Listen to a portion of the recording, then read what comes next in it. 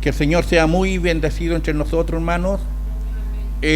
Toqué solo estos dos textos porque quiero compartir, conversar de lo que Dios necesita que nosotros a veces aprendamos, que maduremos, crezcamos en el Señor, ¿cierto? Y tener algunas cosas claras por todo lo que uno de repente ve que está ocurriendo, sobre todo en la actualidad que vivimos, en donde la gente se aglomera por enfermedades, como decía la Araceli en la coordinación, y todos preocupados de que el Señor les sane físicamente. Se habla mucho sobre la depresión, piden la oración incluso por la depresión, y se habla de poseídos también, de endemoniados, de que llevémoslo a la iglesia del frente, que es evangélica, porque ahí echan demonios. Bueno, esa es la tendencia que hay dentro de la iglesia evangélica. Mi afán no es criticar a nadie, sino aprender correctamente de la palabra del Señor. Primero porque nosotros no tenemos el poder como para enfrentar demonios o echarlos fuera. La palabra de Dios no me enseña eso, no me lo dice eso a mí. Lo que me dice la palabra cuando se trata de demonios es que fue Jesús el que los enfrentó, Jesús, porque Él tiene autoridad sobre ellos. Y yo no digo ahora que Dios no pueda hacer milagros, sacar demonios, cosas como esa, porque usted sabe que Dios tiene el poder absoluto. Porque el que cree, se supone que permanece. Siempre yo le he dicho a usted que yo no creo en los descarriados. Es imposible que hagan que haya conocido a Cristo y después se vaya al mundo a probar, no sé, interpretan mal el pasaje del hijo pródigo y creen que van a ir a comer alcachofa y cosas como esa y a estar 20 años afuera, como se dice, destruyendo la imagen de Cristo para después volver y decir, bueno, yo soy un descarriado porque a mí esto me echó para afuera. Para mí la única explicación es que jamás han conocido a Cristo.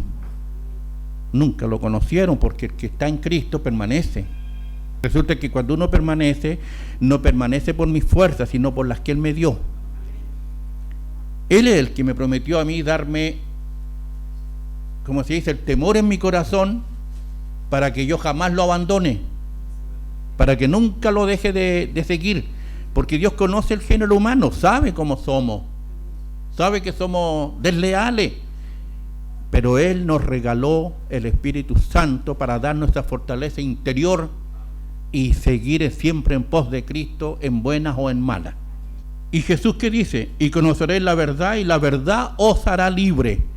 Por ejemplo, si hay personas que sufren depresión, o sufren cosas de demonio, o sufren persecuciones espirituales, como dicen ellos, la única manera de ser liberado de todo ese tipo de cosas se llama arrepentimiento. ¿Qué significa arrepentimiento? No puede arrepentirse primero porque eso viene de Dios, pero tiene que creer el Evangelio, tiene que creer en la palabra del Señor y la palabra lo liberará.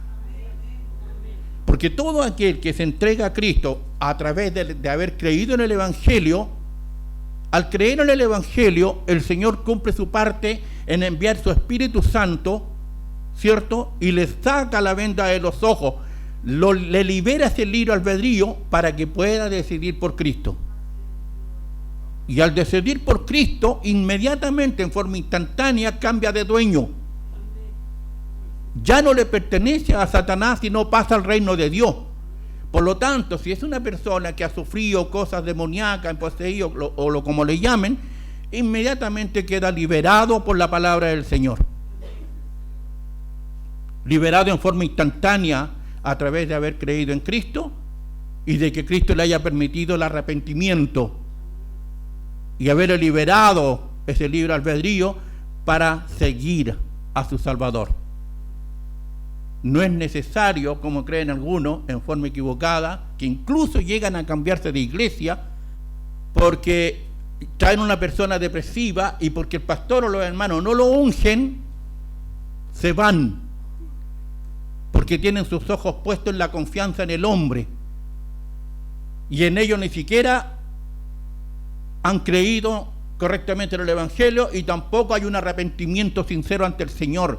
Y lo único que buscan es la liberación de la depresión o de lo que ellos llamen como enfermedad, es lo único que les interesa. Pero no buscan el perdón de sus pecados. Y ese es el trabajo principal. Ese es el trabajo principal de Cristo, es perdonar los pecados de todos aquellos que han creído en el Evangelio y se arrepienten. Arrepentimiento es cambio de actitud, darse cuenta que estaban en pecado y condenados delante del Señor. Cuando se dan cuenta y claman a Cristo, Cristo les envía el perdón. Pero eso es lo más importante. Y fíjese que muchas personas que han sido completamente depresivas, al recibir el perdón de Cristo, esa enfermedad empiezan a librarse de ella, porque Dios le da una nueva visión, una nueva perspectiva de la vida. Ya empieza a sacar la victimización de ellos, empieza a sacar la vista de ellos y la colocan en la palabra del Señor para que a través de la obediencia llega la liberación. Ahí tenemos el caso del profeta Elías. Cayó en una depresión profunda. Podríamos en estos tiempos llamarle crisis de pánico, al ser amenazado de muerte por la esposa de Jezabel. Pero cuando arrancó sin sentido y llegó al desierto y se encerró en una cueva, allá apareció el Señor. Elías, ¿qué haces aquí encerrado? Dios sabe por qué estaba encerrado, pero necesitaba que Elías se confesara, porque en la confesión a veces hay sanidad. Y Elías se confesó: he tenido miedo porque me amenazaron, estoy amenazado de muerte, todos me persiguen. ¿Y qué es lo que hace el Señor? No le hace cariño, no lo hace victimizarse, sino que le da una nueva perspectiva, le da un nuevo proyecto. Lo saca de la cueva y le da una orden que tiene que ir a cierto lugar, en donde le costaba casi 40 días para llegar. ¿Pero por qué el Señor lo mandó? Porque le dio un objetivo claro, algo en qué ocuparse. Y Elías, cuando obedeció la palabra del Señor, ¿qué quiere decir? Que primero hubo un arrepentimiento de haber escapado, arrepentimiento de haber apartado los ojos de Dios y puesto en los hombres. Cuando hubo un arrepentimiento, hubo una confesión, y la confesión lo liberó. Como dice en Efesios 6:11, vestidos de toda la armadura de Dios para que podáis estar firmes contra las acechanzas del diablo. Vestidos de toda la armadura de Dios. ¿Cuál es la armadura de Dios? Estar en Cristo. Lamentablemente Satanás engaña a algunos y piensan que vestirse de la armadura de Dios es algo imaginario. Cuando el Señor me hizo iniciarme en el Evangelio y me trajo a la iglesia y me unió a mis amados hermanos, recuerdo que por la ignorancia de las Escrituras hubieron muchas hermanas que siempre me estaban vistiendo, según ellos, con la armadura de Dios. Y me decían que yo tenía que imaginarlo porque eso era un acto de fe. Entonces yo me ponía una armadura, me ponían pantalones y después me ponían una espada en un costado y me decían que ya estaba con la armadura de Dios. En ese tiempo, que yo era muy niño en el Señor, lo aceptaba. Pero cuando el Señor después nos sumerge en la Escritura, saca el velo de nuestros ojos y nos hace dar cuenta del tremendo error. Porque ponerse la armadura de Dios significa simplemente estar en Cristo, confiar en Cristo, confiar en su palabra, que me dé la capacidad para obedecer su palabra y me dé la capacidad para confesarme de los pecados en que puede estar. Eso, estar en Cristo es estar con la armadura de Dios, como lo dice el apóstol Pablo en Romanos 13:14. Andemos como de día, honestamente, no en glotonería y borrachera, no en lujuria y lascivia, no en contienda y envidia, sino vestidos del Señor Jesucristo. Y no proveáis para los deseos de la carne. O sea, no planificar cosas que me van a causar placeres carnales, porque Dios ya nos liberó. Cuando viene ese mal pensamiento, la Biblia no me impide los malos pensamientos. Lo que la Biblia me manda es resistir el pensamiento malo. Eso me manda la Escritura en Gálatas 5. Resistid vuestros deseos carnales, no los cumpláis. ¿Por qué Pablo se atreve a pedirnos eso en Gálatas 5:16? No cumpláis vuestros deseos carnales. O sea, ¿qué está diciendo el apóstol? Que no es que yo no los tenga. A veces usted no se da ni cuenta, hasta en plena oración, de repente le vienen pensamientos pecaminosos. Cuando éramos gentiles, impíos, nos deleitábamos de estos pensamientos y empezábamos un plan perfecto para lograrlo y proyectarlo en mi corazón. Y cuando ya ese pensamiento, dice la Escritura, entra al corazón, después se ejecuta. Pero eso era cuando estábamos sin Cristo. Ahora, como tenemos la armadura de Dios y estamos en Cristo, vestidos con Él, el apóstol Pablo dice, no los cumpláis. ¿Por qué Pablo se atreve a pedirme que yo no cumpla mis deseos carnales? No me dice que no los tenga, pero que no los cumpla. Porque ese libre albedrío que usted tiene, antes era esclavo del pecado y hacía lo que el pecado le ordenaba. Porque usted era preso del pecado. Todo lo que el pecado le ordenaba, usted lo hacía. Su libre albedrío estaba preso. Pero en Cristo, Cristo liberó ese libre albedrío. ¿Lo liberó para qué? Para que yo ahora decida entre aceptar la palabra de Dios o rechazarla. ¿Te fijas? Que ahora nos dio ese libre albedrío, porque yo puedo aceptar la obediencia o la puedo rechazar. En cambio, los gentiles no tienen opción. Es desesperada la situación de ellos.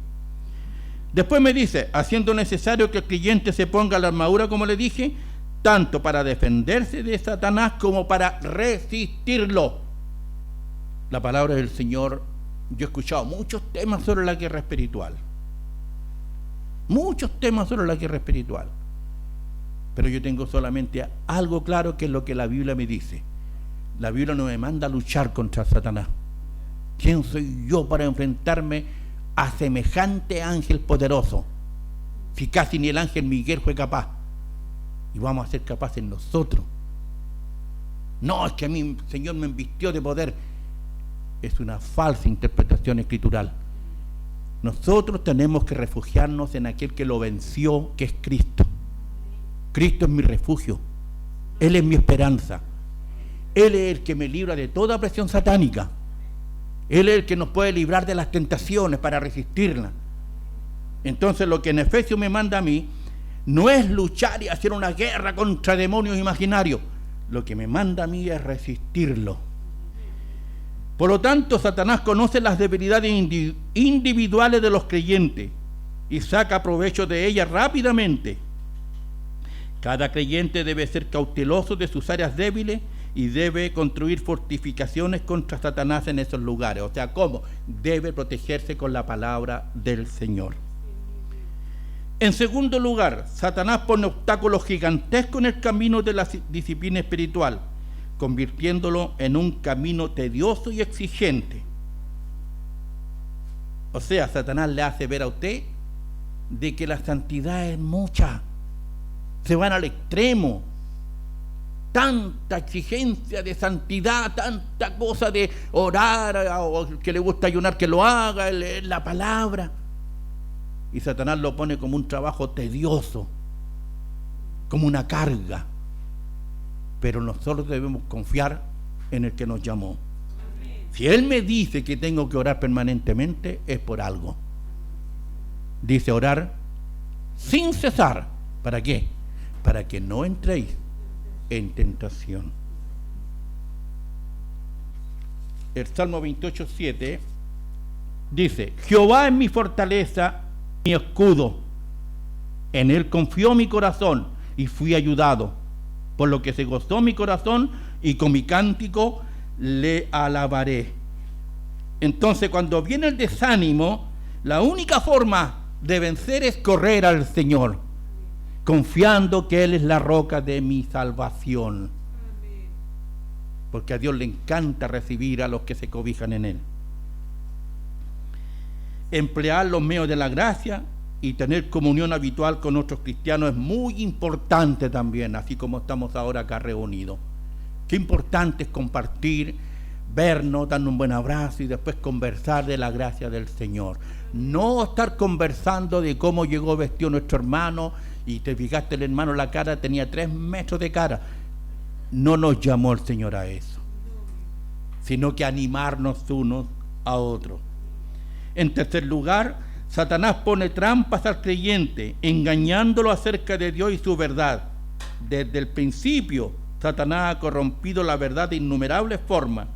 El creyente debe empaparse de la verdad de la palabra. Debe asegurarse de que la verdad bíblica está puesta delante de sus ojos, resuene en sus oídos y more en su corazón y su mente. Salmo 119:11. En mi corazón he guardado tus dichos para no pecar contra ti. La única forma de poder saber de qué forma estoy en el Señor es a través de su palabra. Si usted ignora la palabra, es como no tener espejo en su casa. Nunca va a ver su apariencia, pero en cambio la palabra desnuda mi apariencia. Por eso es tan hermoso estar en la palabra del Señor, porque es la que me guía al arrepentimiento constante. Y en cuarto lugar, por último, Satanás se opone continuamente a cada paso de la santificación, ya que el progreso del creyente es el retroceso del diablo. Satanás impide incansablemente la obediencia. Cristo es el remedio. Cuando Satanás arroje trampas para derribarlo, el creyente debe rogar a Cristo, quien es su primer amor. Apocalipsis 2 dice 4 y 5, y has sufrido y has tenido paciencia, y has trabajado arduamente por amor de mi nombre, y no has desmayado. Pero tengo contra ti que has dejado tu primer amor. Amor. Se ve raro lo que dice acá el apóstol, pero es sencillo. Muchas veces nosotros como cristianos, con el pasar del tiempo, trabajamos tanto al Señor que empezamos a enfocarnos en lo que hacemos y no. ¿Qué quiere decir? Apartamos la mirada de Cristo y la empezamos a poner en las obras que nosotros hacemos. He conocido gente que ha caído hasta en depresión por trabajar los 7 días de la semana al Señor.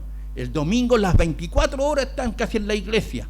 Incluso he conocido hombres que han perdido a su esposa y a sus hijos. Se han separado porque se olvidaron hasta de su familia, porque no entendieron la palabra del Señor. Que el que no se preocupa de su familia y no se preocupa de llevarle el alimento a su familia y de comunicarse con su familia es peor que un incrédulo y niega la eficacia de la fe. Cuando esa persona vive orando, vive ayunando, vive en la iglesia y recorre el mundo con la iglesia, pero se olvida de su familia, este mensaje es para ellos. Porque Jesús, ¿qué es lo que les dice en este mensaje? Has sufrido, has tenido paciencia, has trabajado arduamente por amor de mi nombre y no has desmayado. Se ve como un elogio, pero no es un elogio, porque termina diciendo, pero tengo contra ti. No era un elogio, pero tengo contra ti que has dejado tu primer amor. O sea, dejó a Cristo aparte, lo separó de su vida y lo reemplazó por las obras que Cristo le pidió. Lo que Dios necesita es que usted esté constantemente en la presencia divina, en su trono, humillado, humilde. ¿Qué significa? Darle más tiempo al Señor, porque es el Señor el que nos dirige. Él es el que nos da la capacidad para hacer las cosas. No es mi fuerza, son las de Él. Y para todo hay un tiempo, y el tiempo es de Dios y no mío. Entonces Dios necesita que usted y yo estemos permanentemente, sin dejar de hacer el trabajo del Señor, pero tampoco abandonar la intimidad con Cristo. Siempre en oración, frente a Él en privado, en secreto, conversándole, confesándole, contándole sus proyectos, contando todo lo que usted tiene que hacer, lo que quiera hacer y si es que está de acuerdo con su voluntad.